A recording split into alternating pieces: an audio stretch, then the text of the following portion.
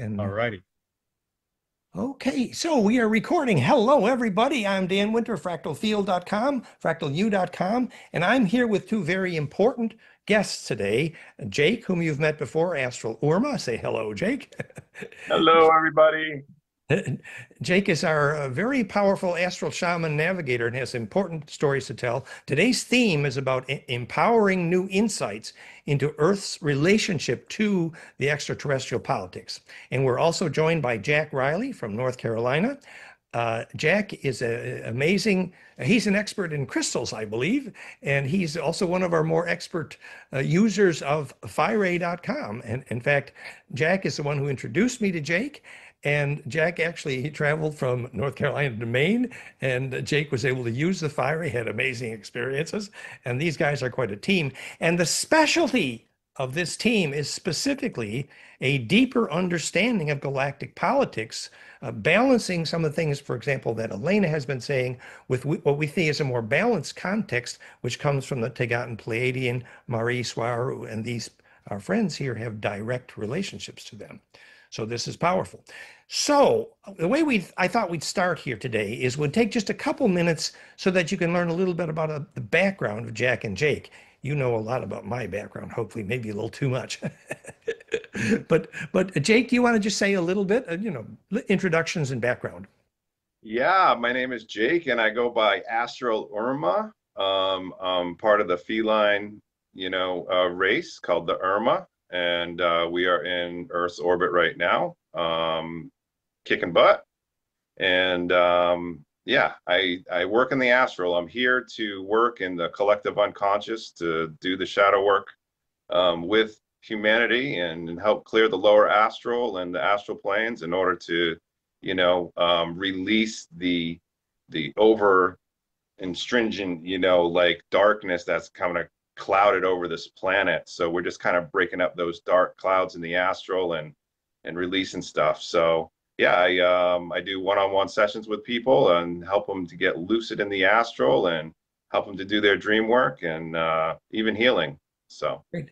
Jake's presentation at Fractal U last week was so well received, and Jake is actually helping people with actual techniques for lucid dreaming and getting powerful in the astral. And and speaking of Marie Swaru Tegatan Pleiadian, it says Swaru Official is the name of the YouTube channel. But she's the one who always says, and the people that we needed on our side are, she calls them the cat people, because those cats, man, they're so powerful in the astral. These are kick butt shamans, which is why I said to Jake the other day, I was a little jealous because I wanted to be a kick butt astral shaman, but I could teach the theory, but I need Jake to do the.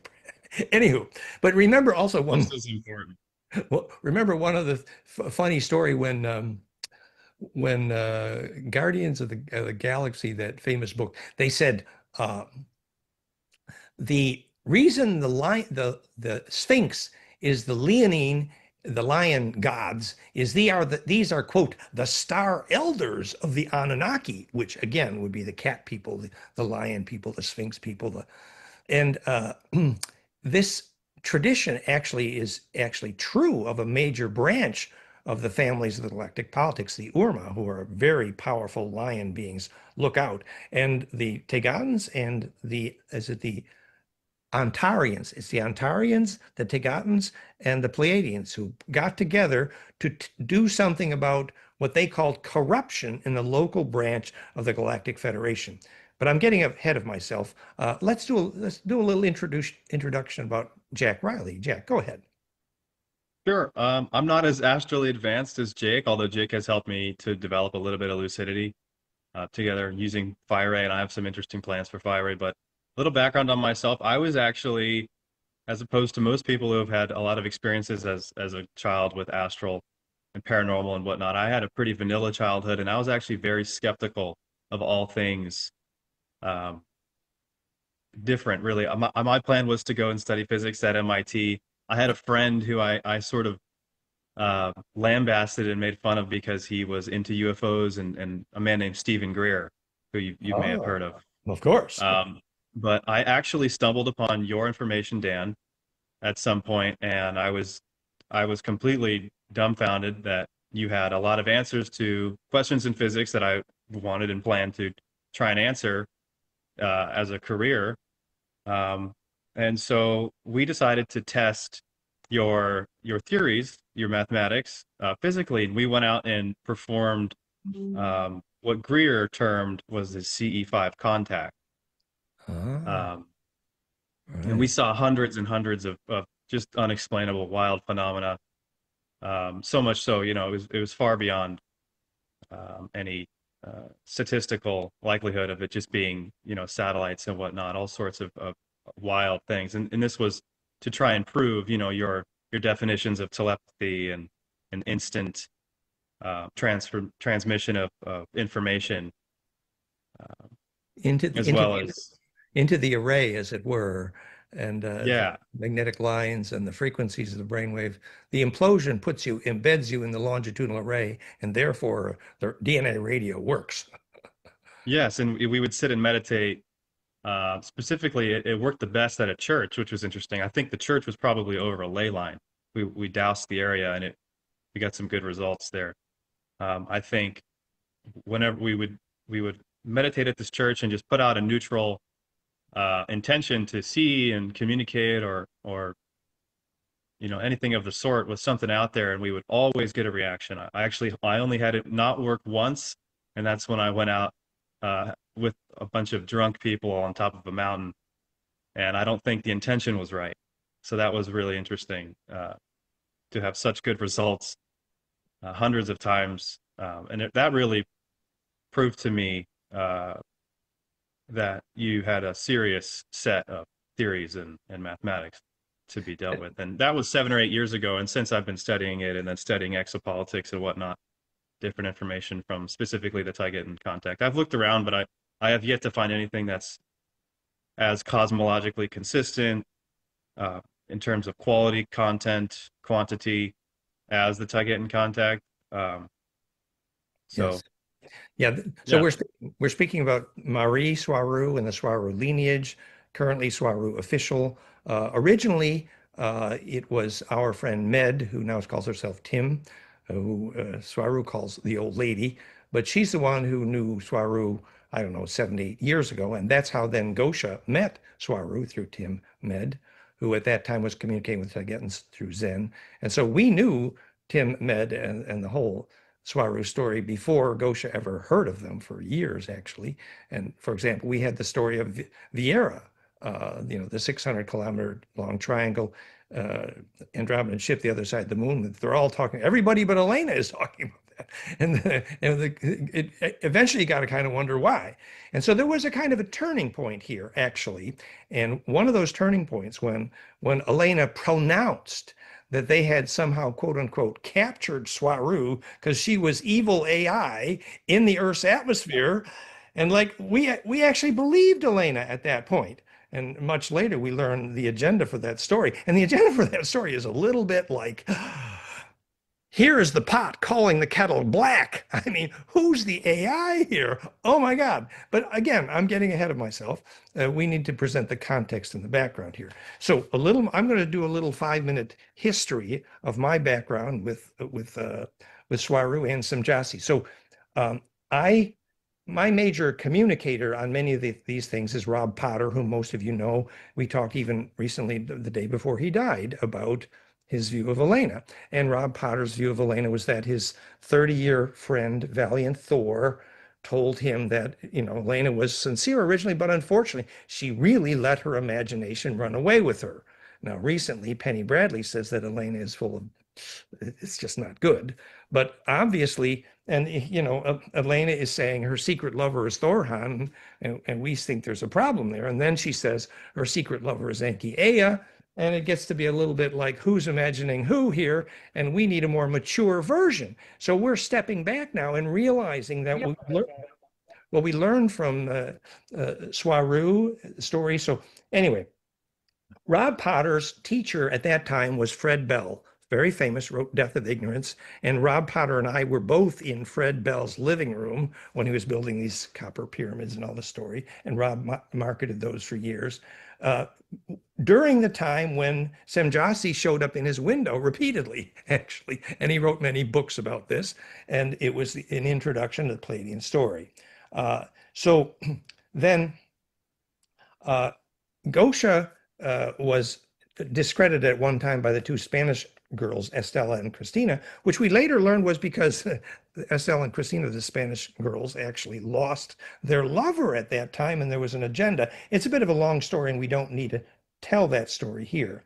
The issue of the story, here's the core of the issue. The core of the issue is that Elena is presenting a kind of, what did you call it, Jack? A Candyland version of. Yeah, traditionally New Age sort of, I did call it Candyland, sort of a fairy tale representation of what is called fifth density or 5D Yeah. in a being.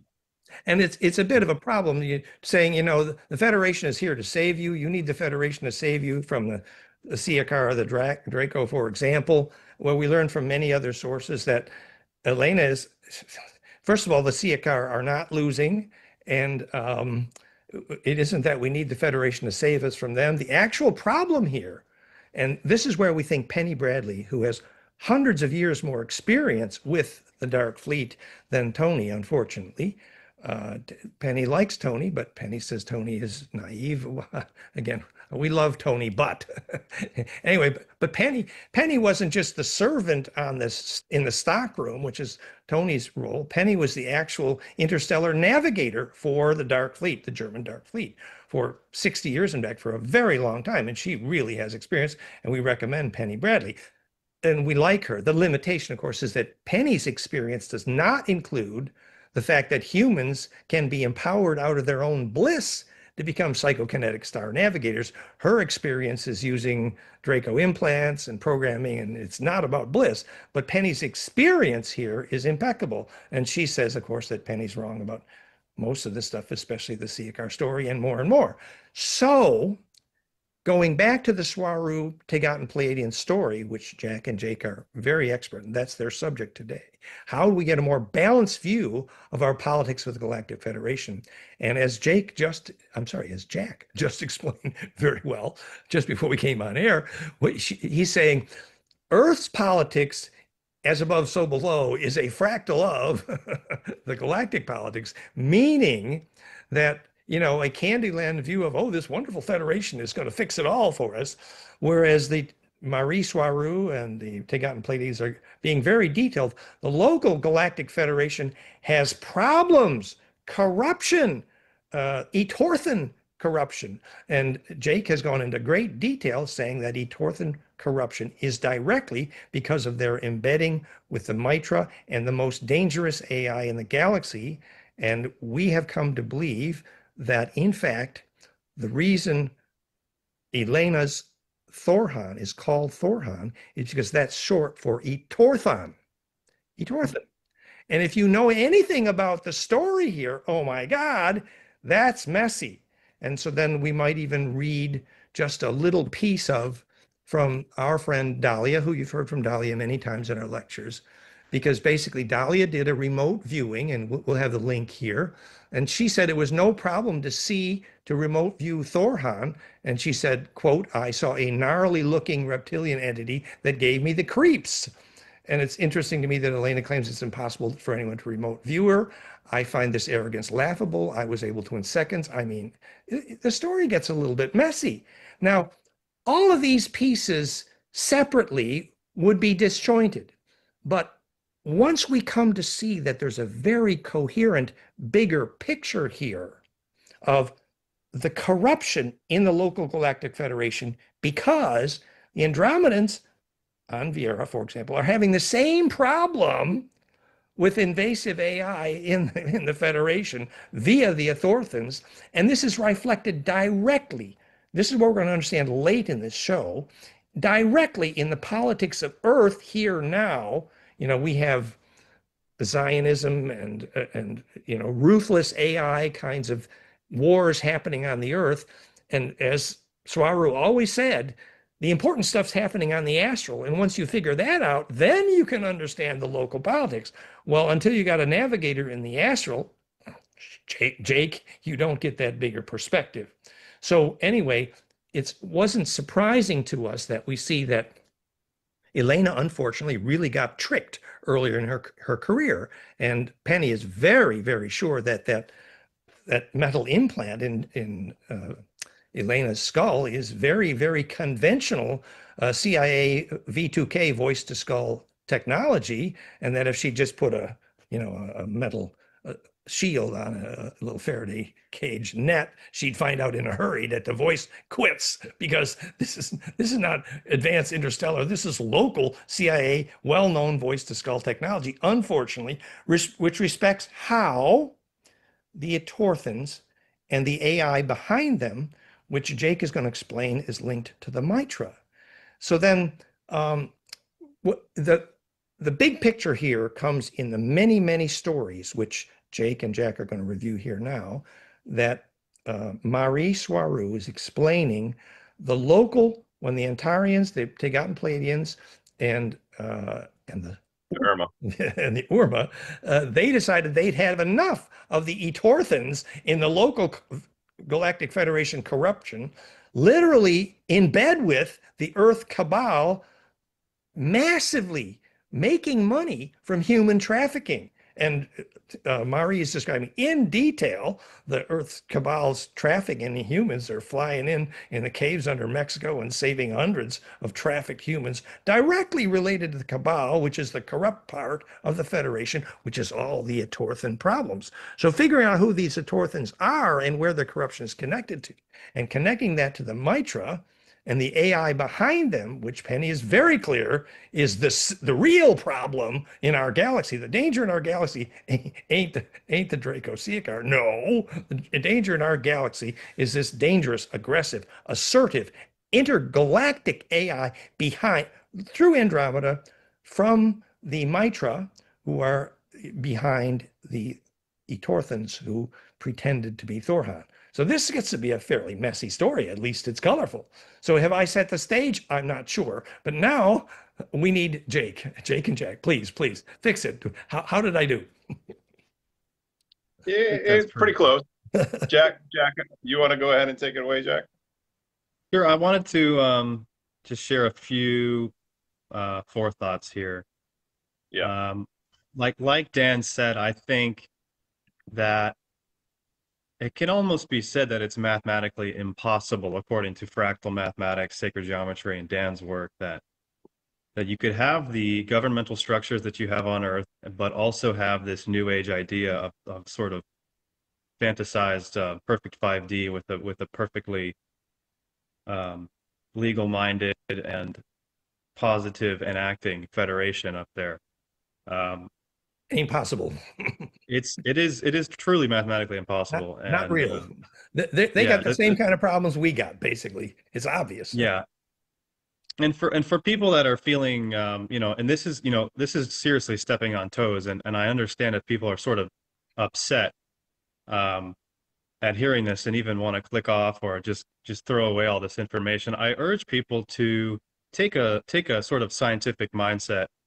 And really separate yourself from the ideas that you hold. Try not to tie your ego and yourself to ideas. And I'm not to say that we are be all end all, or not to try and impose any truth, but I think for the sake of oneself, the embetterment of a collective knowledge and just generally a conversation, it's really healthy to just try and, especially, and this is what you do in science and academia, you find what you disagree with and you compare and contrast it with what you already know and see if you can arrive at a better conclusion for the sake of yourself, and not necessarily to save what you already believe that you have.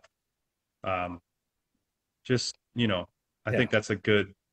In other words, it'd be a bit childish to just believe this wonderful galactic federation from heaven is going to save us, and therefore, as long as we obey them, we don't have a problem. Well, no, it's a little more complicated, a little more nuanced. Yeah. And in fact, what I understand is now, and I think I learned this from Jake, that they believe that although Earth is very much at risk from this very aggressive AI intelligence, that in fact, unless we Earthlings ourselves learn the discrimination to know what this aggressive AI is behind Etorthan's Maitre, that they're behind the problems of just not just the galactic government, but behind the problems of our government. And until we learn that kind of discrimination for ourselves, and that's why I'm a little bit disappointed. I love Tony, I love Michael Salla, but actually for discrimination, unfortunately, I think Jake has more discrimination. I think it's because Jake has been in the astral so much. So Jake, you're on. Wow. All right. Well, I see a lot of red flags right now, with the way things are going, and have been going, obviously. When you have somebody saying that they're going to come and liberate you or they're going to come save you, it's the same thing as the religion, okay? It's the same thing as, Jesus is going to come and save you or somebody else is going to come and save you. It keeps the person in a victim mentality. And this is exactly the problem on Earth, is that humans are still in a victim mentality. They don't understand that they need to step up and take responsibility for their own actions. So that's a huge red flag right there. If you see that somebody's going to try to come save you, or they're promising liberation of Earth, and it just never happens and never happens and never happens, as far as, the Astral is really my forte. And as far as what I've been seeing happening there is, well, there were Etorthan ships that came. There were 5 big battleships that came into Earth's orbit. What do you think, Jack? A few months ago? Marie described it in some detail, I think, yes. Anyway, when they show up, the presence of these, Etorthan, of these Etorthan starships, when they show up in the past into Earth's orbit, bad things happen on Earth. So, the presence of these, yes. What's that? I say historically, yeah. I think Mari and might have been Yazi or somebody in the past on the Cosmic Agency channel had mentioned that every time that the Etorphans had shown up historically was the time of either a very large social soft reset or a massive great reset, going back to the 10,000s and 1500s, all the way back into the single digits. And then Mari is describing in detail how the Antarians, the URMAH, and the Tegatans, they surrounded one of these messy Etorthan ships, and there was a blow up. And now they've taken over the local space, and this involves the era. And all of these stories are completely missing from Elena. Why? When they're in incredible detail from our Palladian Tegatan sources. We need to know why. What is the big picture? Well, I mean, I think that the important thing for the viewers to know is that this is not channeled information. This is information coming directly from space. Okay, so it's going to be, more in depth, more in detail. I mean, these Etorthan starships, well, they came into orbit. We have been following them everywhere that they go, shadowing them, the URMAH and the Tegatans especially. And they were switching out a ship when the Alcyone was coming in, and the Etorthan sent out, I believe it was 90 attack drones and targeted their engines. The Tegatan ship. Yes. And that was their fatal mistake. The presence of 5 of their biggest, most powerful starships can only be seen as a threat to all of us, especially as the Galactic Federation looks the other way and does nothing. So what happened, it was cool. So the Tegatans and the Antarians and the URMAH all sent in their biggest ships so fast, it made the Etorthan's head spin, and they chopped off the tail of the Etorthan ship, and it got colorful from there. I don't mean to carry. Yeah, I love the story. Don't mind, I'll just read through some of this, of what Mari posted here. Tegatan fleet at low Earth orbit, the Etorthan battleship at the rear of their formation closest to the Alcyone released a swarm of 90 attack drones. These drones position themselves around and behind the Alcyone in perfect firing formation. Captain Goriel, no stranger to combat, was not intimidated. He informed the rest of us of the situation. After briefing the Taigetans, the Antarians, and the URMAH high commands, then the swarm of Etorthan drones opened fire on 8 engines.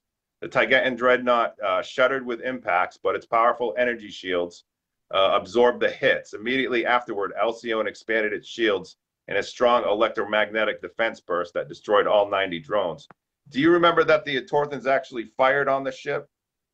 Yes, the Jack? drones, the drones, that's what she said. The drones, the 90 drones fired on the ship, but that remember that Alcyone is an Taigetan Pleiadian ship, one of the fleets that Swaru was director of as queen of this Taigetan's, the content. And a little more context around that as well. I believe the Etorphans were attempting to draw them into a legal problem. They were trying to bait them. Yeah. Create a situation where they would have legal precedent to kick them out of orbit via some sort of, and I think it wasn't even about that specific conflict, but it was more that down the line, as the Triad chose to carry the conflict into the VRAIE to take control of the Earth's internet, and therefore sort of that's like the consciousness of the planet, really.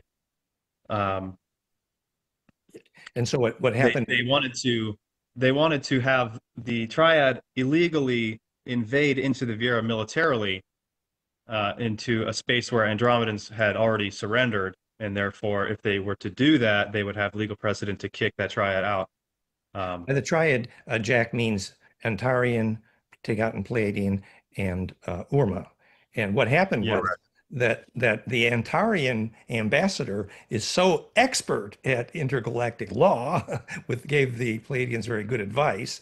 And so now the legally, actually, the Taigetan Pleiadians and the URMAH, they have the upper hand. And they were able to go into the URMAH, into the VRAIE, the 600-kilometer triangle ship hidden behind the moon, been there for a long time, which was basically the headquarters of the Federation, because it was Andromedans. And remember, the Andromedans got sucked into this. You know, Alex Collier says they're heroes. Well, they actually don't have a military, and they've been having problems being sucked into this AI problem. In fact, Med described the Andromedans on VRAIE having to vacate the joint at least once because too much of the AI got in there. So, you know, the Andromedans were in the middle here. Anyway, the point was that when the Triad that Jack is referring to, Taigetans or Antarians, got inside the VRAIE, they discovered the real controls are not inside the VRAIE. Oops, they're inside Saturn, which is where Helena says the Anak Empire controls it. I mean, anyway, the plot thickens. Sorry, I interrupted. Yeah, and no worries. Yeah, and something that was just released in the last couple of days is Mari's thesis about how, just like we said, the governmental structure of Earth is a reflection of the Federation. Well, exactly. The Earth's internet structure is also a reflection of a greater, to put it simply, sort of like a quantum internet that relies on muon transmission, instantaneous transmission. It's like longitudinal interferometry. It's literally instant. Exactly. Longitudinal interferometry, which was, you know, instantaneous global communication was based on coherent longitudinal interferometry. That was Mueller global scale. We know a lot about that. And so there is a galactic internet, which actually contains, inside it is embedding the little small, tiny little Earth's internet, but. And I think, and she basically made the point that in the same way that the Earth's internet controls the majority of the Lyrian consciousness here, she believes that muon-based quantum internet up there is also in a position of control over a lot of the interstellar civilizations. And susceptible to AI issues, which is where we're going. Yes. I think we need to hear more from, I think it was great, Jack. I think we need to hear more from Jake. But before we do that, just briefly, Jake, I think people need to hear just briefly how you came to be working so closely with the Taigetan Pleiadian Swaru and, is it Sophia? Yeah, Sophia, who is not around Earth space. So we don't know, nobody knows where she is. She's played in hide and seek as far as I'm concerned. She loves her Astral games. She loves jumping timelines and making little tweaks here and making little tweaks there. And we all believe that the positive changes that have happened in Earth's orbit, you know, we now, the triad, the Antarians, the URMAH, and the Taigetans right now have Earth space Yeah, under they control it. control. Yep. And Not it's huge.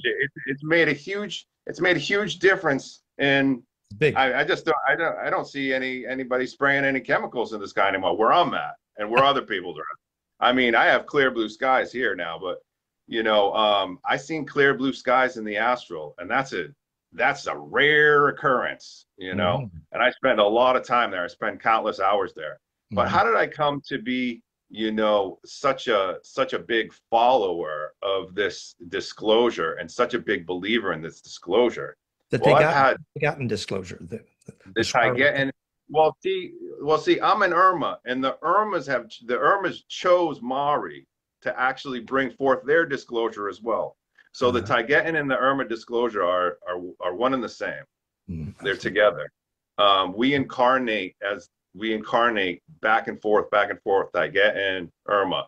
And there are some other races in there, like the Engans too, and some of the other races there that are really close.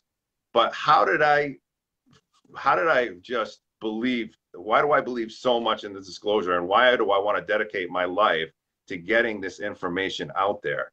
And it's because, yes, I was in the Astral, minding my own business, when this little girl, Sophia, came up, and she had her katana with her, and she gave me a big hug, and I was looking at these orphaned children and these missing children in the Astral, because everything that happens in the Astral is a direct reflection of what happens on Earth, and vice versa.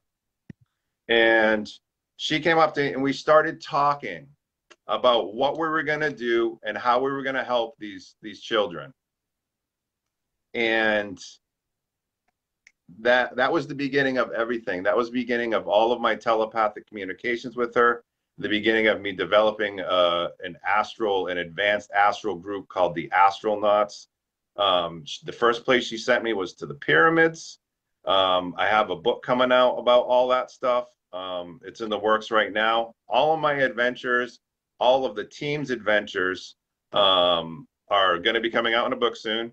And it's all focused around Sophia. I truly believe she brought everybody in that group together and sent us on missions.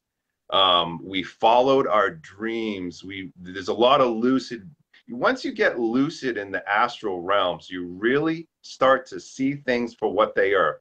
Once you gain that discernment, and you can tell friend from foe, and you can tell consciousness from not consciousness, and you can tell a positive AI from a negative AI, because the regressive AI and the Etorthans, they use overlays.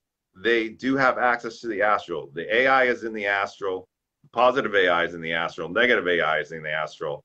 I mean, everything is happening there. I wish people could, step in and see for themselves, honestly. And just a few pieces here. Who Jake refers to as Sophia is kind of part of the royal family of the Taigetan Pleiadian, the Swaru lineage, etc. Yeah. So Sophia showed up first from a different timeline. Then I believe it was Athena that showed up next. Is that right, Jack? You can see their pictures and then it was Mari showed up from another timeline. So you have these nexus point soul extraterrestrial girls that are both URMAH souls and Taigetan souls showing up at a key point in Earth's history right now. See, we are at a tipping point. Thank you. All their beautiful pictures at swaru.org. I didn't mean to interrupt, but just pictures of this. This is and there's hundreds of films there. There's a background here, but it's just to say that once you learn the astral discrimination here, you realize these guys have been telling the truth. And unfortunately, Elena, that's a problem. Yeah, I mean, honestly, I wish that the starseed, I wish the starseeds in my community would believe more in their astral experiences and in their telepathic experiences, because Sophia has been communicating with us telepathically and through the astral. I've got many reports of people being lucid in the astral and meeting Sophia, and Sophia either giving them something or telling them to go somewhere to hold a frequency to a specific node or a power place. You know, she's gritting us out. She's the commander. You know, Sophia, and she, yeah, In the picture, she looks so young, but and yeah, but she has and- lifetimes and lifetimes and lifetimes, and she's aware of so many timelines. Her consciousness is so expanded. She can have a physical body, you know. She was born in hyperspace, so she has super abilities to walk through walls and time travel and bilocate. And all of this information and all of this knowledge and all of her wisdom can be found on Cosmic Agency on YouTube and Swaru.org. Swaru Official too. Swaru Official is the YouTube channel. Swaru.org is where the pictures are. So, and there's hundreds of films here. And the transcripts, all the transcripts from, I mean, Very hundreds detailed. and hundreds of videos. Very detailed. And Yeah. Thousands at this point. I must say that when Marie Swaru tries to talk about physics sometimes, well, you know, but she's actually a political kick butt ruler that sends in these, you know, 1,000 times more powerful than a SWAT helicopter down to release hundreds of trapped people in the caves under Western Mexico, run by the corrupt part of this cabal and the Federation. And she knows that's directly related to the Etorthan problem, and she's in there being the kick butt director. I mean, these take out and Palladians, they're impressive, man. I think it's She colorful. is an Irma, you know, Mari is an Irma soul at her core. Yeah. And the thing about Irma souls is no fear. And that's another thing. When you go into the astral, you can't have any fear. You're going to face things that you don't want to face. But that's doing the work. We Scorpios, we love that kick butt approach. I'm sorry, Jack, you were going to say something, weren't you? No worries. Yeah. Yeah. Okay, but let's go back to the big picture, Jake. So the big picture is that the big picture is. Go ahead. Go ahead. Go ahead. No, I'm saying there's a lot of people working on the problem right now. Yeah. It is so complex what's going on because you have all of these star seeds waking up and we're expanding our consciousness. We're seeing these multiple points of views. We're going into the astral. We're seeing all of these different timelines and different, you know, and different beings that we're in contact with. And we're trying to put together and understand the big picture. Yeah. And the big picture is it's complicated. It is complex. Well, so for example, Marie Swaru is saying that they suspect the higher echelons of the local galactic federation, administrated by the Andromedan headquarters in Vieira, the higher echelons of the federation, in fact, seems to have problems with this corruption AI infestation, in peril of the fact that they just let the local Etorthans, which we now know are tall grays, probably related to the Maitre, which Penny seems to be very clear are the real problem in this galaxy. The real problem is not the Siakar. Sorry, Elena. No, the problem is the Maitre. Penny got clear on that. And Jake explained a little bit more about that, actually, that although the... Yeah, let me just pipe in for a second. Go ahead. What we have going on when it looks like the Andromedans and the Arcturians are not actually at fault here, but there is a psychic hostage situation going on with them. These Etorthans through this is my point of view. This is what I believe. I believe that the regressive AI from Saturn is controlling the Etorthans and using the Etorthans to mind control thousands of races. People like Elena, unfortunately. Thousands of races outside of Earth. Well, in Earth orbit. Some of them in Earth's orbit, but I'm talking about thousands of races. And now, because of Jack, you could pipe in on this, but because of the connectivity of the AI through all of the, just like we have an internet here, they have an internet up there where all the civilizations are connected as well. So they're getting fed all the same lies that we are. The Galactic Federation has erased history in a lot of areas and literally confused us and changed history. They want to turn Toth into a bad guy, Yeah, you that's right. know. That's the problem. Exactly. And it's just like, yeah. Yeah. So there's a lot of that going on. So if you think that, our media is mind controlling us to believe certain things, it's happening in space too. Yeah. It's not all love and light up there. Marie says this repeatedly, that the higher galactic Federation communications are so biased and prejudiced and corrupted. And now she's coming to realize that was directly related to the local Etorthan problem. That's why we started there and suggest you do a little homework before you believe this Candyland story. And so, Yeah, there's so many videos about that.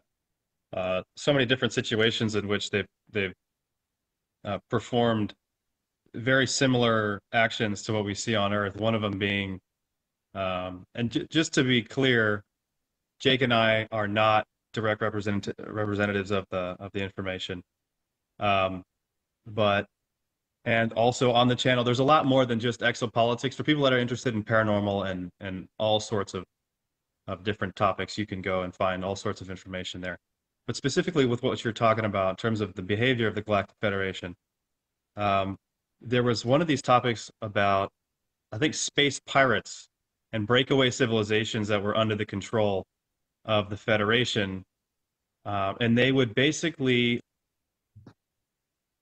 like neuter a civilization. The Federation would hire them out under the table to harass and sometimes commit something near what could be called a genocide on a civilization that is near interstellar capability, and force them into joining the Federation. So there's all sorts of examples. More recently, the Alpharetan Centauri have been transporting, or had been transporting, a lot of Cabal operatives and replacing, I think, 6 or 7 different high councils in the Pleiadian cluster, with one by one taking out, assassinating, or taking members of these high-ranking members in these councils and replacing them with Cabal operatives. And it's like the Tagatans found out that their government was being replaced, literally yes, being shape-shifted out by the corrupted part of the Federation, which we now know is Etorthan, aggressive AI dominated. yeah. So it's a big part of this And Federation. so, Yeah, sorry. yeah, they've slowly been able to create a legal case, a legal precedent, to take out what can be legally considered a separate civilization that inhabits this Earth. Mari recently put out a video about DUMS and the underground infrastructure being almost 3 times as large as the structure infrastructure, which is pretty wild to think about. But there was a recent problem where the Alpharetans transported a couple of Earth-based Black Ops, like Delta operators, to Taygeta to they actually successfully assassinated 2 Taygetan military members, and forgive me for not remembering their names. And basically also and one of them had kidnapping too. Yeah, one of them had under their floorboards a collection of data and evidence against the Federation, in the form of creating this legal precedent. So now they've followed through and finally have Proof. started. Yeah, they've been able to legally Prosecute. intervene. Yeah, and treat this civilization that is here on Earth with us as a separate legal entity where they can genuinely go against them, because they've been, with help of the Federation and the Etorphans and ultimately that intergalactic AI, they've been kidnapping members of the Antarian race, of the Taygetan race. They've even been caught taking people from pre-industrial civilizations on different planets other than this one, and that is just utterly abhorrent and in direct Prime Directive. The Prime Directive, exactly. Yeah. So slowly over time, and I wonder, a lot of people were getting a little frustrated because it seemed like the Taygetans were naive, letting all this stuff happen. But now, some of it was But yeah, but now I think you can see over We're time building that evidence, man. We've been building exactly. evidence. The Army's have been building evidence. We're doing reconnaissance and infiltration, Yeah. both in the astral and in the 3D, but especially in the astral. This is where we're doing the infiltration, all this stuff. I mean, Earth right now is a problem, but the problem is also spread out to other planets. I mean, Venus has been invaded. If people don't know about Venus, Venus is more of a tropical paradise and better suited for life than Earth. Yeah. And that got invaded, back during the Vietnam War. That was the cover for Venus being invaded. So we have problems on Venus. Obviously, Mars is a mess. It has been since the Tiamat Wars. Who knows what happened before then? They're kidnapping people, and the Antarians and Taigetans and the Cabal. The Cabal has spread outside of the solar system, and that's a problem. And that's a problem. And that's what Penny's. Well, first, I want to say, I think there's a precedent here. There's a profound parallel that after Eisenhower got tricked by the same tall grays, we think, and then those tall grays started massively shape-shifting out, body snatching the high military leaders, and the only ones that could fight this in the end were the Navy, and the rebellion in the Navy resulted in the quote-unquote suiciding of Admiral Borda. But there's a whole story about the parallels of this exactly, and there's the kidnapping, body snatching. Well, where did that precedent come from? Hello, this is how they do it. They shapeshift out the leaders, and this is, but we didn't know the context until this point, actually. Well, they actually can clone a leader, and then now that clone is an organic portal. And now, how do you think that clones operate? They operate off the AI. They don't have soul, but Like also they're organic portals, so that a regressive reptilian or an Etorthan or whatever can mind control those clones to do whatever. And they can also incarnate into those clones. So yeah, that's a big problem. That's a big problem. We better do a happily ever after soon here, or people might get depressed. I just getting going. I remind people that Jake provided instructions on how you penetrate that layering. What did you call it? A template. And piercing the overlays. Yeah, that was piercing the overlays. A projection. It's like Elena Danon is she's projecting that and accusing Mari and them of being AI, but that's a projection, right? There's a lot of projections going on, and these are all mental projections because the information, obviously it's coming through her chip or whatever, but really that it might as well be channeled. It's worse than being channeled. Honestly, the channelers are a lot more accurate and a lot more high frequency than getting something through a chip. So anyway, I just want to say that this information is not channeled, and it is so detailed and in depth. And if you want to take a closer look at it, the transcripts for all the videos are on swr.org. You can go and you can do a search for it, and you can look up any subject that you want, from health to physics and science to exopolitics and the astral and metaphysics. It's all there. That's great. That's thousands of videos. Yeah. swr.org. Just to put a little more flavor here, Jake, would you agree with part of Penny Bradley's analysis where, actually originally when I interviewed the real kick butt shaman here,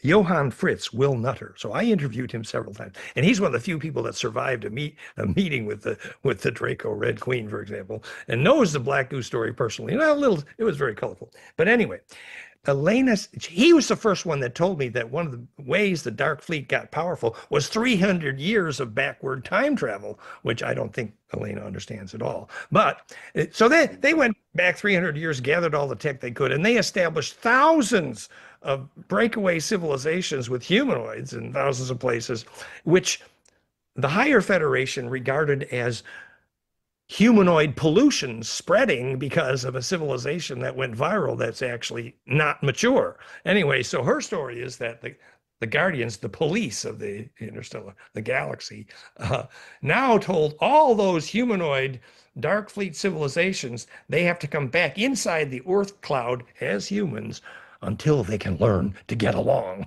I thought that was really interesting. But the point is that here's another precedent of polluting along the timelines with the dark fleet, which, you know who I learned that from originally?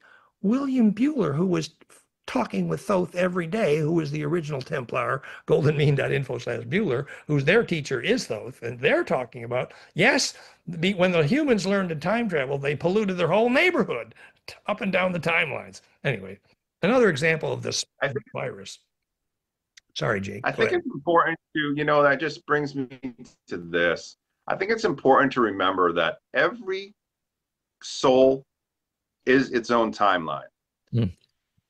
So in order for, to go back and change this specific timeline, they're going to have a really hard time doing that, because do these people even have souls? It's all about your point of attention and the soul's points of attention. That's what's generating reality.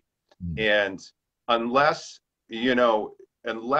two people agree, unless two people with souls agree on any specific perception, then their timelines don't cross. You know what I mean? Does that make sense? Yeah, well, this relates to the story that the story that you told, Jake, when you first began to navigate the astral, and you realized that all these people are in their own little bubble, their worlds of isolation. It reminds me of people who die without coherent souls. And so they live in their own fantasy world for hundreds of years, unfortunately, whereas the kind of dream lucidity that allows you to actually communicate with the collective unconscious requires a higher form of coherence. You described that. Right. So I guess what I'm saying is this. Is that, how can I put this? Jack, save me. Well, I did want to leave us with one or two ideas to help people get some hope back.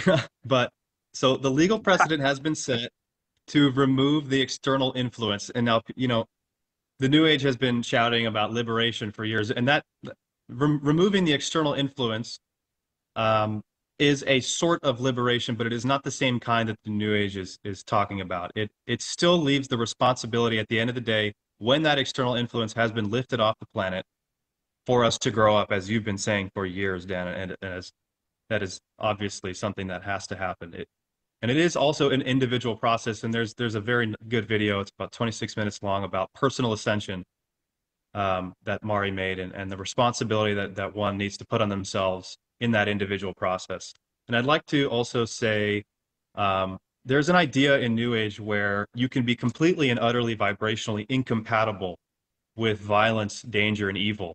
And I believe, and I've seen, and it's been said by the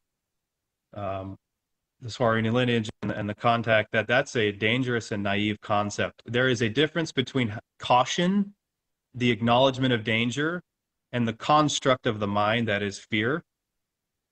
And so it's, I think it's responsible for people to look at the darkness, do shadow work, and find, these things that make these people uncomfortable. If you look into that and you don't necessarily fear it, but you try to understand it so that you can move past that fear and acknowledge what could be dangerous to you in the way of a lion, rather than simply not looking at it, which is what a concept that the New Age has pushed for years. Because regardless of your vibrational makeup in the physical body, even in the fifth density, even though the density is a gradient like a light spectrum, you're always going to be, when in physicality, in this complex vibrational matrix, and that will include the possibility of being eaten. And if you don't want to become someone's dinner, you have to be a lion. You have to look at the problem, and you cannot simply look away. Otherwise, you may look back and there's a gun in your face. It is not as simple as completely and utterly controlling your vibrational frequency using your mind while ignoring the issue. I think it's much more complex than that. And I just wanted to say that, I think I've seen a lot of criticism of the Taigetan contact over the years, and one of those things was, well, it just doesn't vibe with me, and it doesn't feel right. And I think, that's okay. People can push, they can push whichever way they'd like at the end of the day.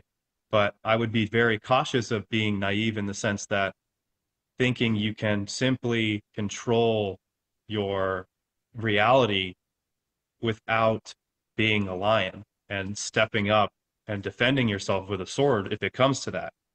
Because unfortunately, in physicality, the opportunity to be eaten is always going to be there, whether or not we're on Earth or interstellar. I think a lot of people may have memories of all that unity, and I think that is a memory of an afterlife or even higher densities on the gradient scale above the fifth, sixth, and seventh, when the eye starts to disintegrate into the other and the all.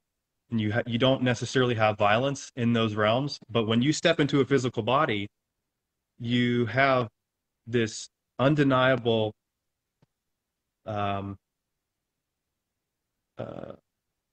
capability of compatibility with violence or evil or being eaten by something. It's kind of an inescapable consequence of incarnating into physicality, and it's important for people to. And Mari had that conversation too. She says, yes, we're beautiful in love and light, but we also kick butt when we need to. But you were developing a thought here also, weren't you, Jake? I've got a lot of thoughts jumping around my head, but no, we're in because I'm in the astral a lot. I mean, thousands and thousands of hours I've spent there, and we are in the best position that we have been in. This Earth is in the best place it's been in the last 2 years. We're on a positive timeline. And them, removing the external influence, when the URMAHs and the Antarians and the Taigetans took out the Etorthan ships, they removed and took over the VRAIE. And took a hold of Earth's airspace. They removed the external influence, and that is astral liberation. And let me explain why. Because in space, you starseed watching this video right now, we're getting messed with by these Etorthans in their ships. I was getting messed with. We were all getting messed with while they were here in orbit, okay? They were targeting us. Now that targeting is not happening, okay? Now we just have to deal with our own egregors, with our own shadow work, and now we're free to do that. So if you've been feeling a lightness, something extra, a clear sky, something extra going on, a little bit lighter, that's because something is happening in space. Something is happening in the astral. And I see great things happening in the astral. I mean, I was in the astral and I saw 3 suns, and I saw a white ring around the whole horizon. I saw bright blue skies. I mean, when you go into the astral and you see this stuff, I'm getting goosebumps right now. This is not normal. Something has changed there. Something has changed drastically. And it is rippling to Earth, is rippling to 3D. It's just, it usually takes about 6 to 8 months. So now is the time to get involved. Get involved with people that are going on astral missions, that are, doing their dream work and doing their shadow work, and get into the conversations. Get into it. It's now is the time for us to just totally take advantage of this free airspace around us. Okay, so that's my spiel.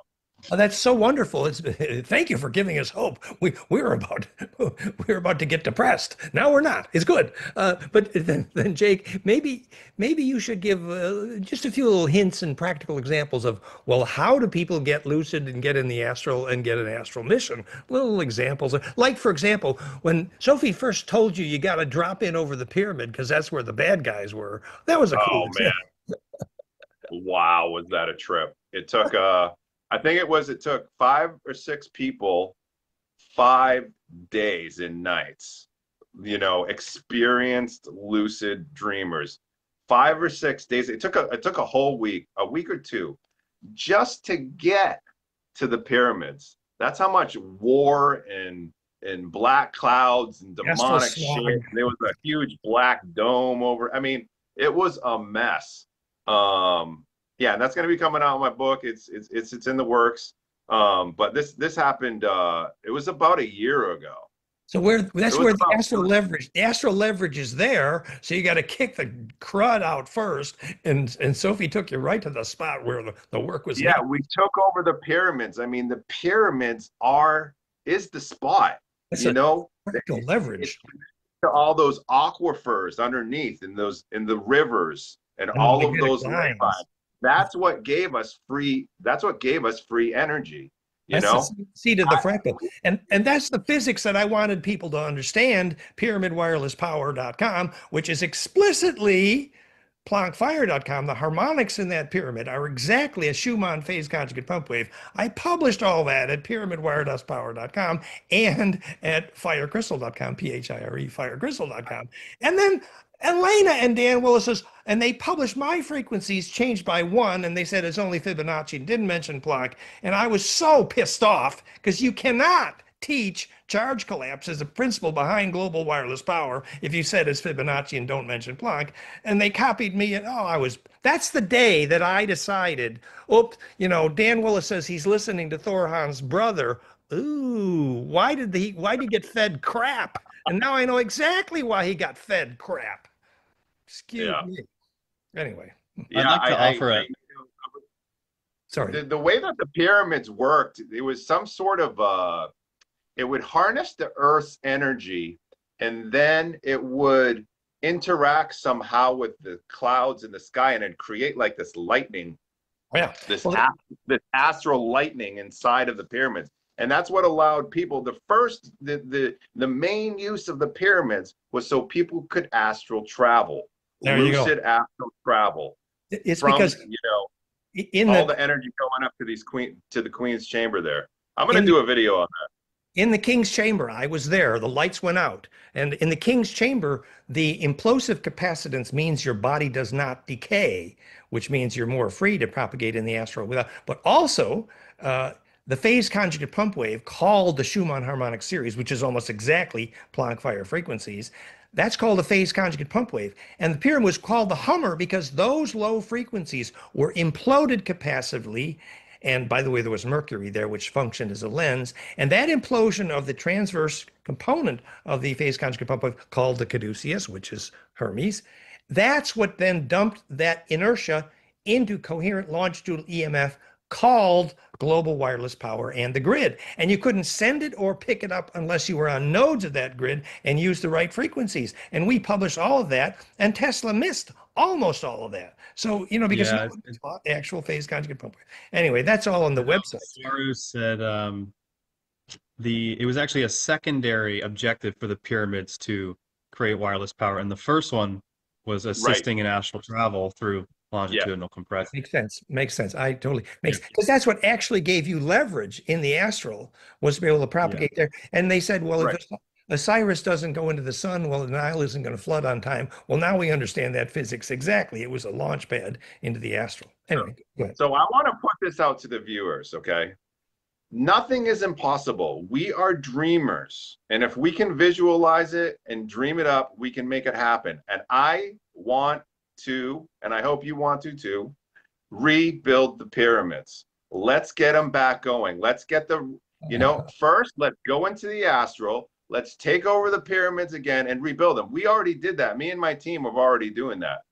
So join us. And that is going to filter in and ripple out to 3D. I can teach the physics. That's the way it works. We know exactly how to tune it. It's plankfire.com, actually, which is why Sam's Bosnian pyramid creates so much regeneration effect that 1 million people a year come there and they get rejuvenated. We know the physics. We know how to optimize, how to tune the capacitance. We know how to propagate the longitudinal array. We know why that purifies the water underneath. Tony got that from me, really. But that's why the Eiffel Tower, for example, worked to purify the water underneath. It's all about generating the propagating array of that centripetal force, which is called atmosphere maintenance.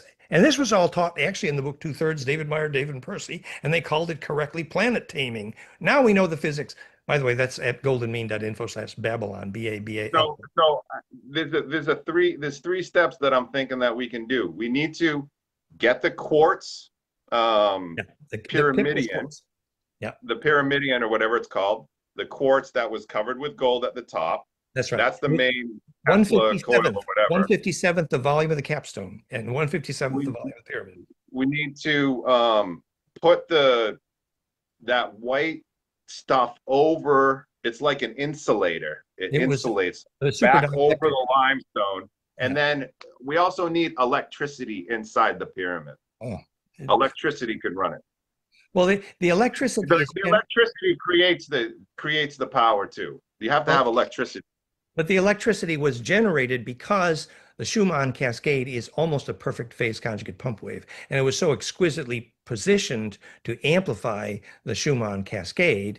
And it's that implosion that made it called the Hummer. And so that was a natural source of inertia for the longitudinal array called global wireless power. And by the way, the longitudinal array is also named the collective unconscious, if you know any Aboriginal, for the identical reason. So that's, if you want your dream to be lucid, meaning you actually want to communicate with the collective instead of being with an isolated bubble, embedding is the solution. Isolation is not, and embedding is called phase conjugate implosion, blockfire.com.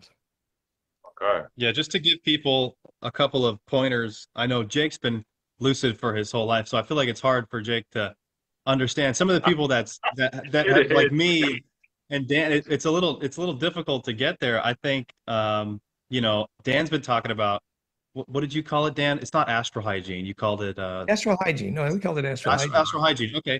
Yeah, astral hygiene, taking care of your FOB, your forward operating base, or your body in the daytime. Eating well, thinking shareable thoughts. Exactly. Dan's got a whole program. Exercise. Now there is a little controversy about the diet. I think the Taigetans actually, when they first 6 or 7 years ago, I remember Swari talking about the vegan diet being conducive and helpful, but they actually did a 6-month study in their labs and figured out that the human body actually needs meat, protein, also fiber. The Aboriginal says, don't eat your relatives. No, you do not eat pork because the DNA is too close. But you need to actually lucid dream, connect with this fish you're going to spear the next day, and that fish decides it wants you to consume its memory. Now that's communion. Yes, yeah. And I know Yazi had this, there's a lot of tricks and ways that he even just go on YouTube, you can find videos about people getting lucid, but most of that stuff you don't necessarily have to do. One of the most helpful things that you can do, directly from Yazi, she said, get a FiRAIE. Well, yes, get a but FiRAIE. also Go in your waking life, as you walk around, imagine yourself going through walls. Imagine that you're in a dream all day. And now this is difficult. This is, the whole civilization is built around working and making money. This is a ridiculous concept for people that are responsible for a household. But that's the whole, that's the gig of Earth. That's unfortunately the lessons that are to be learned here. But if you have time during the day, at the end of the day, after your work or whatever you're doing, try and pretend you're in a dream and do things that are impossible to you. And eventually, if you make a habit out of that and you beat these things into your subconscious, when you dream, you will do these things. You will open portals. You will ask yourself a few times throughout the day, am I dreaming? That's right. Look at your hand. Am I dreaming? Those little things that get down into the subconscious. And if you want, I'm working with people every day that have never gotten lucid before and that are getting there, getting to hypnagogic states and getting lucid. And also, you gotta get the FiRAIE. If you can afford one of these FiRAIEs, get one immediately. These things create the golden ratio, and they put you right in that bliss state of mind.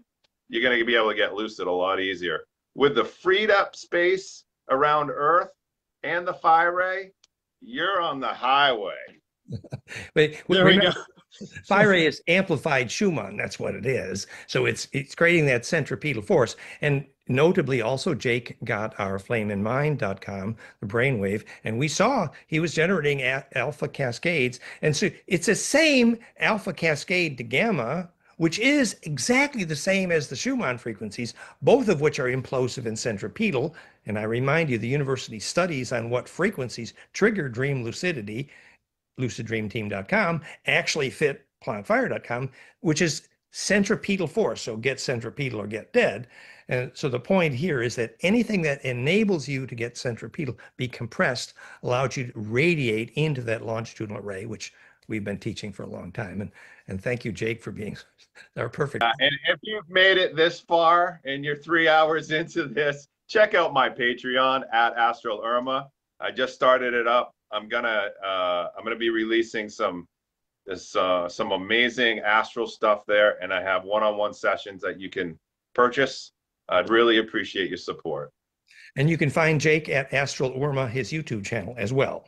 Astral URMAH YouTube, Astral URMAH Patreon, Astral URMAH, just, yeah, I'm all over the place. If you want my email, it's astralagent1111, astralagent with a Z. AZ at gmail.com. Yep.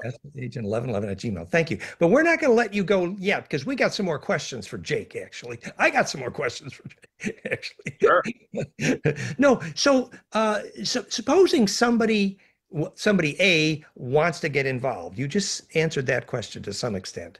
But B, what is the connection here between the corruption in the Federation and the local corruption? For example, so if Elena was being steered by ThorHan, who was really Etorthan, and then suddenly Elena and Michael Salla are advertising Donald Trump as the savior to disclosure, hello, I mean, do we think there's something suspicious here? You know, how is the local mess going to evolve as we fix the big picture? Well, right now, since the triad has taken over Earth's airspace and we have, freed up that space, the cabal is going to be scrambling. Okay. Now they're going to be scrambling. Who knows what they're going to be trying to do here, whether it's LA riots or resets over here, there, or wherever. Well, as far as Elena Danon and Michael Salla, there's some serious drama issue going on between them. They're not even on the same wavelength anymore. So that whole, the whole, if the Etorthan, see, this is what happens. If it's breaking down in the astral and we're, if we've sought out the bad actors in the astral and we've exposed them, that's exactly what, and they're falling apart there. That's exactly what's going to happen here. So the breakups and all that stuff is exactly what's happened already in the astral. I don't know if that makes any sense. Did I answer your question, or what was the question? Well, the question was, as we look around the Ukraine war, the Israel war, and today it's been announced Israel is going to bomb Iran, and then you got genocide for months, and this all seems to have to do with the Draco history, which, if you believe Elena, Yahweh was half Draco, and therefore that's the God of the Jews, and it gets to be pretty. So Israel is the cabal. Yeah, there you go. Okay. The cabal was started by Akhenaten and Nefertiti. Nefertiti was the one behind it. She was pulling, Akhenaten is Moses. So what happened was they were taking advantage of the humans, the native population. See, humans back 12,500 years ago, 9,000 years ago, Egypt was a stellar port. It was a star port. Uru Asala means there were kinds of different extraterrestrials that came here and were doing their thing, right? And they would leave and come back because it was just a starport. Yeah. But the reptilians were in Sumeria, and they were expanding over years and years and years, and they were coming into power. And eventually the Homo capensis the long, the Tall skull, long-headed one. Yeah, dolichocephalic. yeah, from Elohi, which is, I believe it was This is Thoth bloodline, basically. This um Conehead. so it may not be Thoth's bloodline, but it's in the same kind of It's the realm. Grail bloodline. Yes. So basically Akhenaten and Nefertiti started to get, because they were extraterrestrials, the Yeah. humans looked up to them, Oh, yeah. and they took advantage of that. They Yeah. got a little group together and said, hey, let's, you guys need to worship the black sun. You Yeah. guys need to worship the sun worship, Akhenaten, right?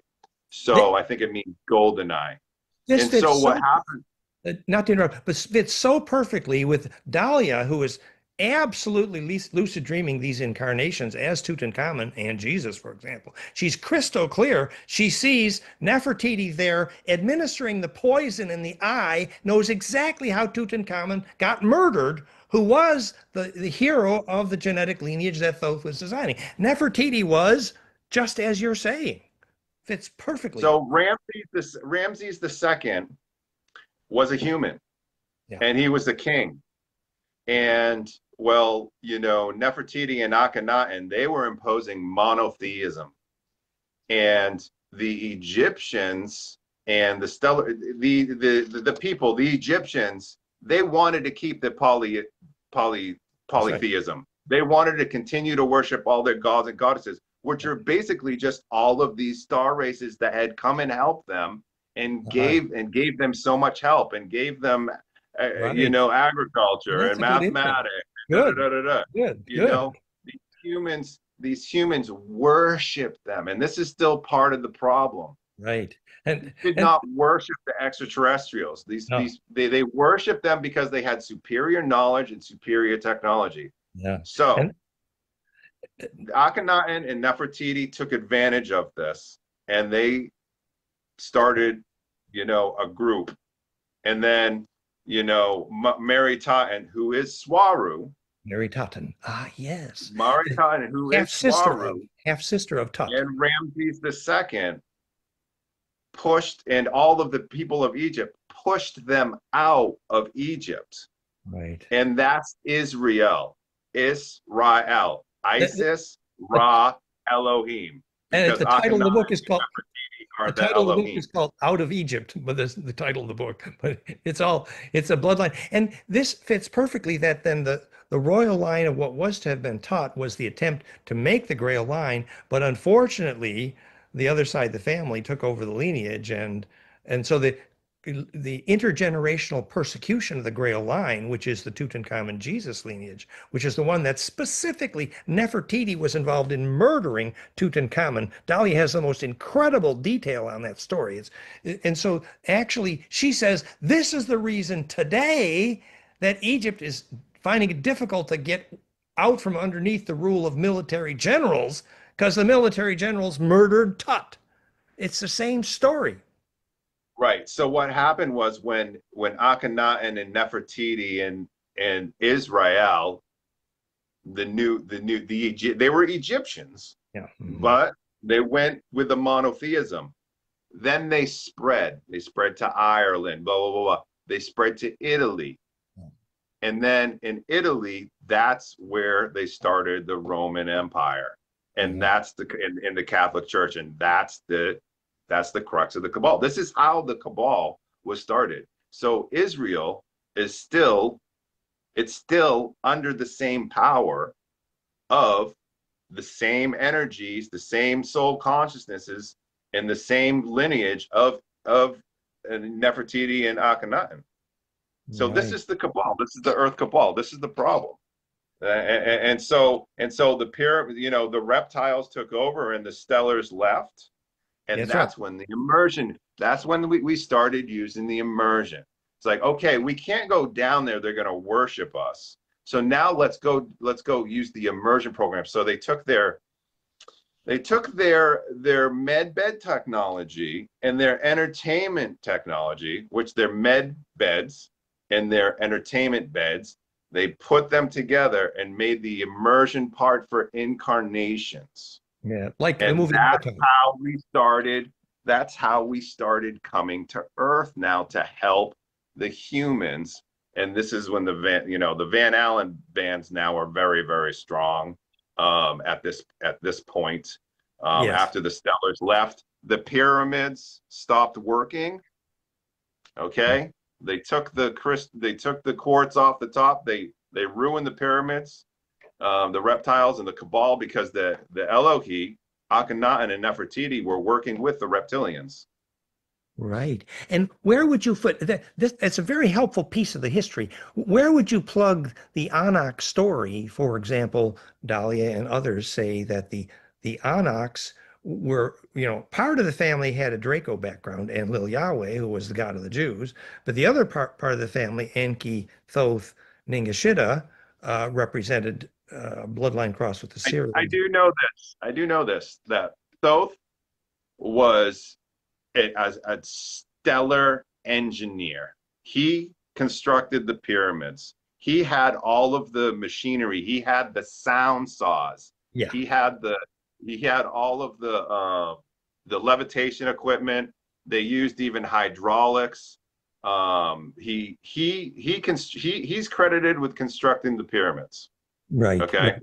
That's no thermos. Um, yeah, and there was, according to Federation records, which I don't believe Federation records all the way back then, but they say that Thoth, turned evil. And the Federation records say he turned evil and wanted to destroy us. The Federation is saying this.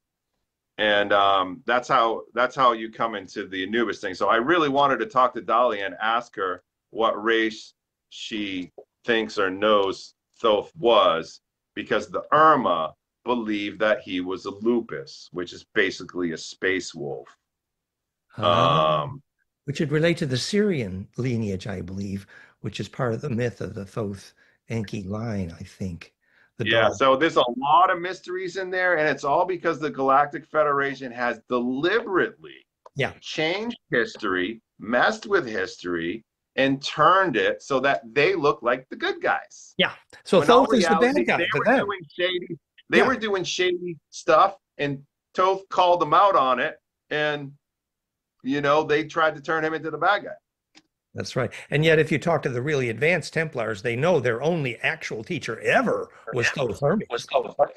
And the only actual root of the Grail bloodline story was Thoth Tahuti. And Tahuti is actually the name of the bloodline later called the bloodline of David, and was actually the only name of the bloodline called both Jesus and Tutankhamun. So you really need to know a little bit about Thoth to understand that lineage. And the story of the Yeah, Grail is the implosion you of know, that blood. so according to Taigetan records and Federation records, the Thoth and Akhenaten were about 3,500 years apart. Yeah, they were. Yeah. So Well, there's a lot that happened in that 35 years, 3,500 years. yeah. Yeah. And Thoth, and they say that Thoth is involved in the underground arcs, and that is still, returning for the origin of Earth. And so that's a story that we I believe that. So I believe that Thoth held power over the pyramids and kicked the Federation out, because the Federation had a base, had a port. They had a base underneath the pyramids. Yes, I see. Okay, because it was a spaceport. So I think when they went head to head, according to the records, I don't know if I can believe Federation records, but yeah, they kicked it. I believe that he held power over the pyramids, but then something happened, and the reptilians and Akhenaten took over. I don't know. It's And a mystery. this gets into the mystery. of We need Dahlia. We need Dahlia to chime Yes. in right now. Yes, and then so the next time we're going to do this with Dahlia, who's really been inside that bloodline. That's great. Let's And call her right now. Let's get her on here. I'd like to, but she's in Hawaii and the time zones don't work. It's a bit complicated. But this gets into the story of Atlantis, named Thule, which was named after the Thoth Tahuti, actually, just as Earth was named after Ea, actually. And it gets into the Atlantean story and the difference with Lemuria. So that's a whole big And part of the story. But destruction of Tiamat and yeah, towing the moon into orbit and all that jazz. Yeah, it's a lot has happened. A lot has happened in the past 12,500 years. But imagine how much has happened in the past million years. yeah, This is and, the same. This is the same war that's been going on. yeah. This is a continuation of it with the Etorthans, infiltrating with the regressive AI. I mean, this has been going on for a It's long time. messy, messy. Well, So buckle in, people. Buckle up. I just think we need to be grateful to Jake here because he's the actual Astral URMAH shaman. He has access to the Federation records.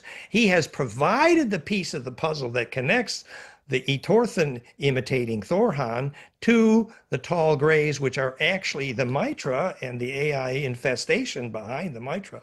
So put these pieces together, puzzle together. And now today, Jake has helped us see that the root of what we today call the Cabal, being basically Israel, came actually from the Akhenaten Nefertiti. And Dahlia provided that key piece when she was there she's vividly recalling Nefertiti helping to murder Tutankhamun through the eyeball poison. She was part of the murder team.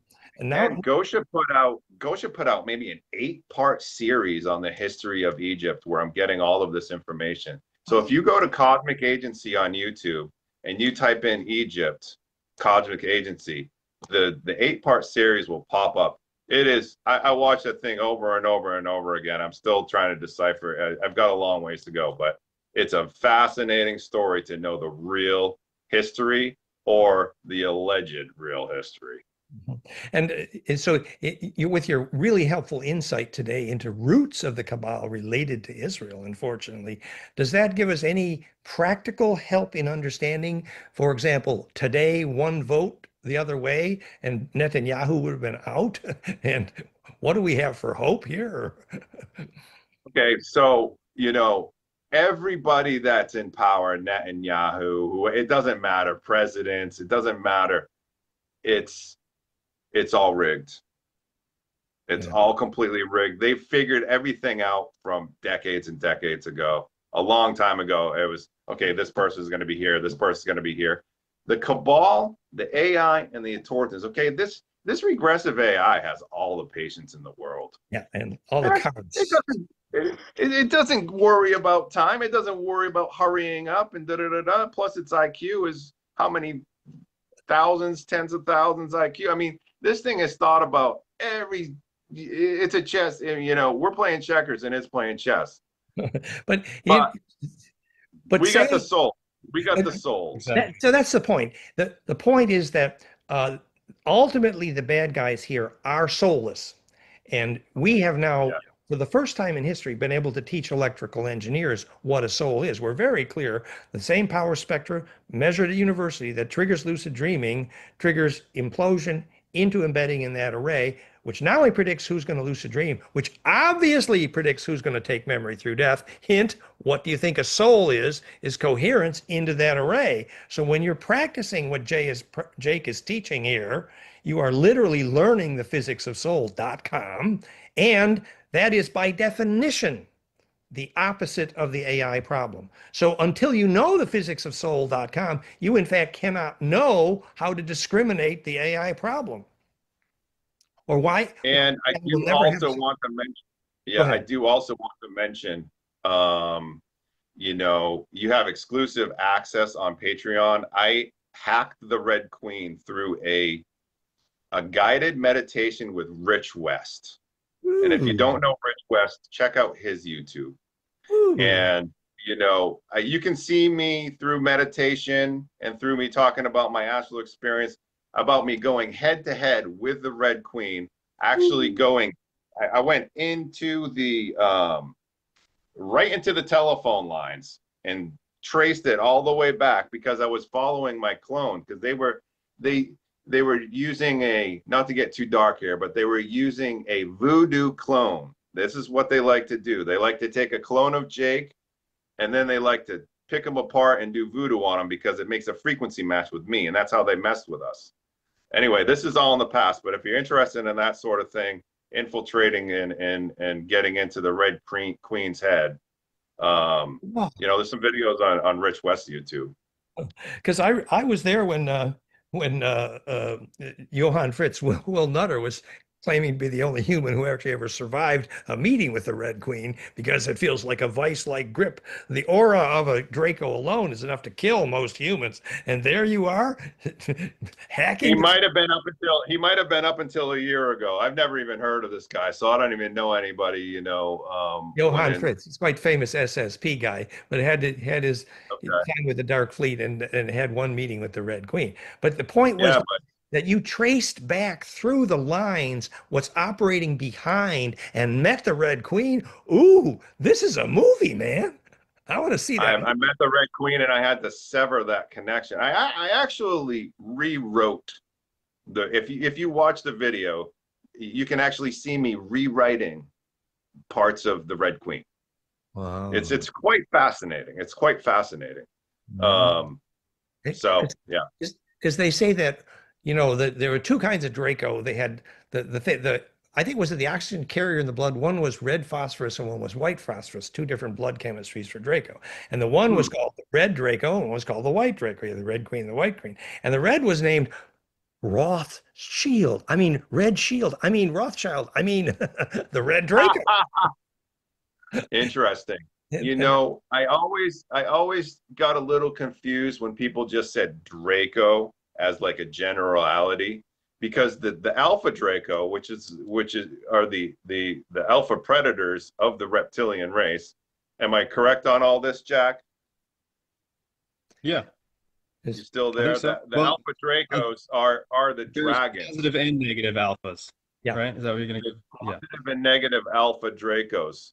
A lot of people don't know that there are positive Alpha Dracos, and that the Draco. I think that just the Draco in general. What do you think that would cover? Well, so Med said that the high Draco, the high Draco, the Alpha Draco were noble, but she knew part of that line. She didn't know the fact that there were both sides. I think you had more balance on that. But Penny said that the Draco were not in any danger of being attacked by the Federation, but that or at least I believe they're part of the Federation. Aren't they part of the Federation? The positive Alpha Dracos? Yeah, that's right.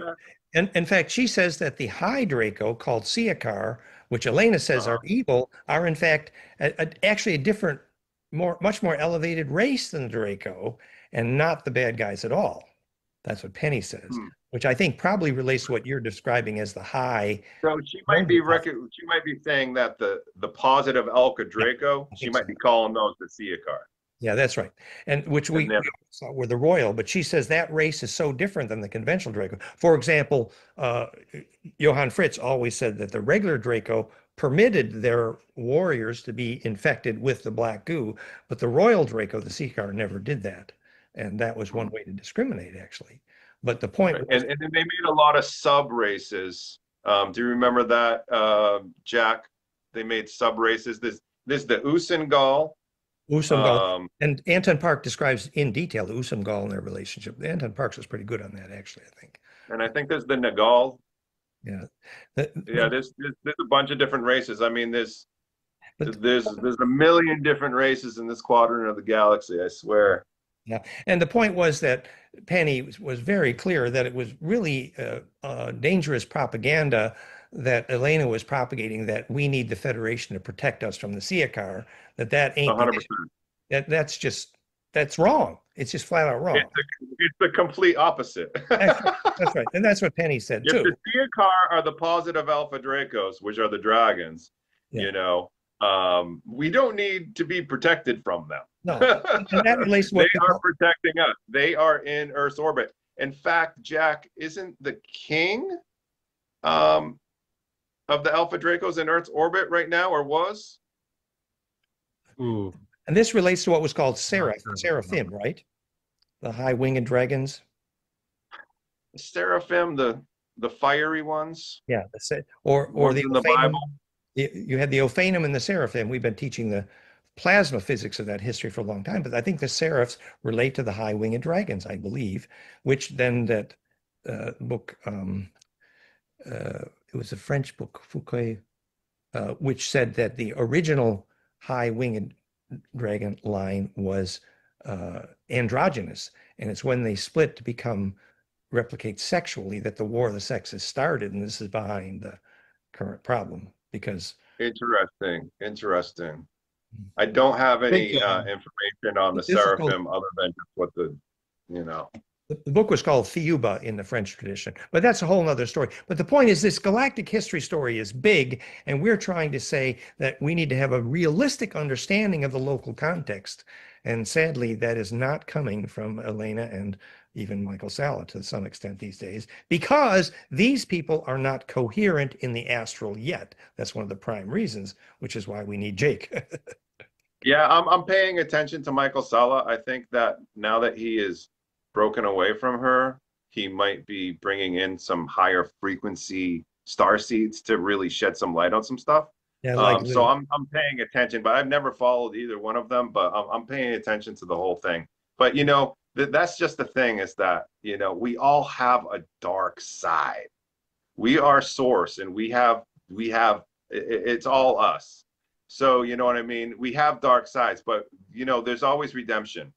I've had a lot of, you know, I've had a lot of people see my dark side and get scared of it because when you do shadow work in the lucid, fully lucid in the astral, it triggers people in 3D. It will trigger them.